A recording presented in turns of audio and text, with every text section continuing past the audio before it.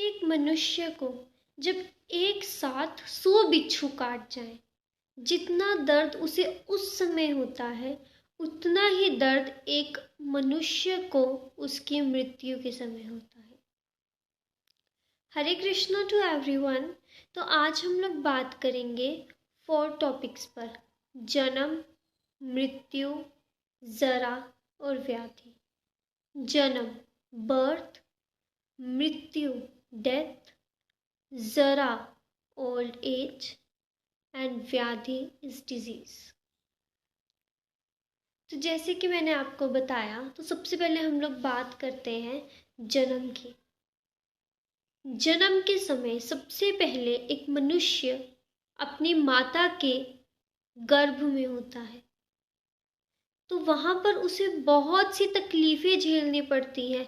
ना वो अपने तरीके से खा सकता है, ना पी सकता है, ना वो अपनी मर्ज़ी से हिल सकता है, डुल सकता है। इतने ज़्यादा केमिकल्स जो बॉडी के अंदर है वो उसे छूते हैं। बहुत सी पीड़ा उसे अपनी माँ के गर्भ के अंदर सहनी पड़ती है। अपनी मर्ज़ी से वो कुछ नहीं कर सकता।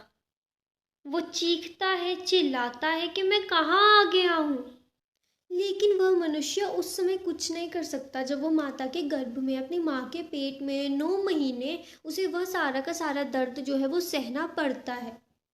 तब उसकी जो जीव आत्मा है वो भगवान से एक ही चीज़ कहती है कि हे प्रभु, हे दीनानाथ, हे कृष्ण, हे भगवान, मैं प्रॉमिस करता हूँ कि जब मैं अपनी माँ के गर्भ से बाहर आऊँगा, तब मैं केवल और केवल भक्ति करूँगा, आपका नाम जपन करूँगा, ताकि मैं इस 84 लाख की चक्रव्यूह से बाहर निकल सकूँ।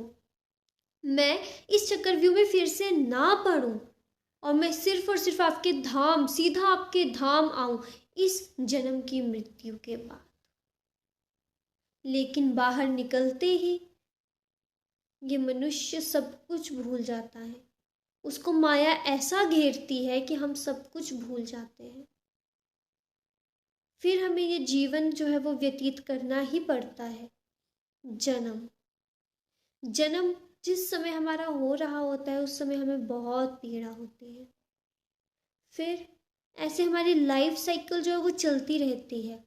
उसके बाद हमारी लाइफ में एक और स्टेज आती है, जो है जरा और व्याधि, ओल्ड एज एंड डिजीज़ेस। हमारी लाइफ में जो डिजीज़ेस हैं वो बचपन से ही हमारे साथ जो वो चले ही होते हैं। हम बीमार होते हैं, हमें कोई बीमारी है, किसी को कोई बीमारी है तो किसी को कोई बीमारी है।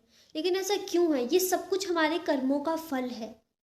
हमारी लाइफ में कुछ भी होता है, हमारे रिश्तेदार, हमारे पेरेंट्स, हमारे सिबलिंग्स, हमारे कज़न्स, हर कोई, हमारे फ्रेंड्स, हर कोई हमें जो है वो हमारे कर्मों के अनुसार ही मिलते हैं। तो जो हमारे डिजीज़ेज़ हैं वो भी हमें हमारे कर्मों के अनुसार ही मिलते हैं। जो है, जैसे हमने कर्म किए हुए होंगे उसी प्रकार हमें डिजीज़ेज़ मिलेंगे और वो हमारे साथ हमेशा चल रहते हैं, जन्म से लेकर मृत्यु तक। फिर ज़रा ओल्ड एज स्टेज, वो स्टेज जिसमें हमारी हड्डियाँ कमज़ोर हो जाती हैं, दांत टूटने लगते हैं, हम खा नहीं सकते, हम पी नहीं सकते, हमें बीमारियाँ लग जाएंगी। वो बीमारी है, वो बीमारी है, इसे वो बीमारी है, इनको ये बीमारी है, हमें बीमारियां लग जाती हैं ओल्ड एज में आकर। क्यों होता है ऐसा? क्योंकि हम इस चक्रव्यूह में बहुत बुरी तरह से फंसे हुए हैं। हम कैसे बचें इन चीज़ों से? कैसे बच सकते हैं हम? फिर आती है हमारी मृत्यु। मृत्यु के समय जितना दर्द 100 बिच्छुओं के एक साथ काटने पर होता है, उतना ही दर्द उस मनुष्य को उस समय होता है।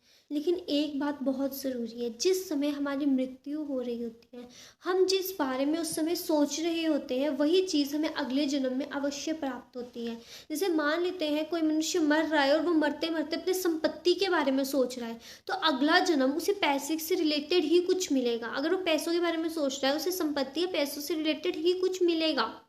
एग्जाम्पल, मान लेते हैं वो पैसों के बारे में सोच रहा है और अगला जन्म उसका पैसों से रिलेटेड है, या वो बहुत अमीर है या फिर बहुत गरीब है। ये तो उसके कर्मों के अनुसार डिसाइड हो जाएगा कि उसे अमीर बनना है या गरीब बन रहा है। कोई किसी के बारे में सोच रहा है, कोई कुछ सोच रहा है। तो इसीलिए हमारे पुराणों में कहा जाता है, हमारे गुरु कहते हैं कि मरते समय हमें केवल और भगवान को याद करना है ताकि हम भगवान के परम धाम को प्राप्त हो सके।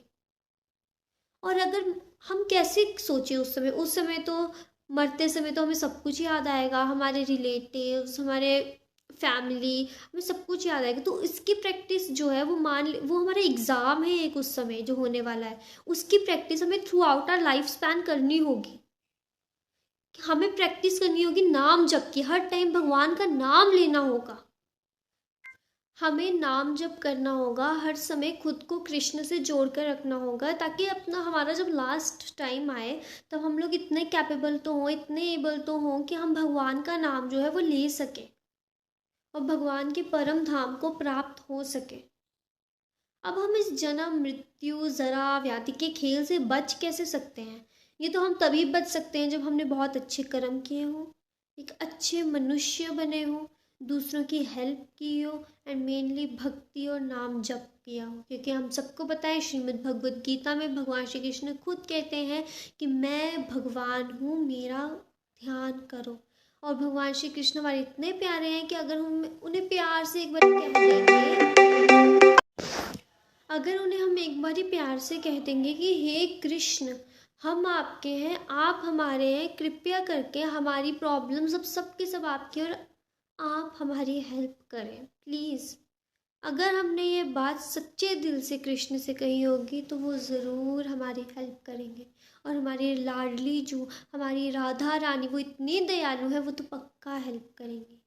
इसलिए हमें भक्ति करनी है। Hare Krishna Krishna Krishna Hare Hare, Hare Ram Ram Ram Hare Hare. Thanks for watching.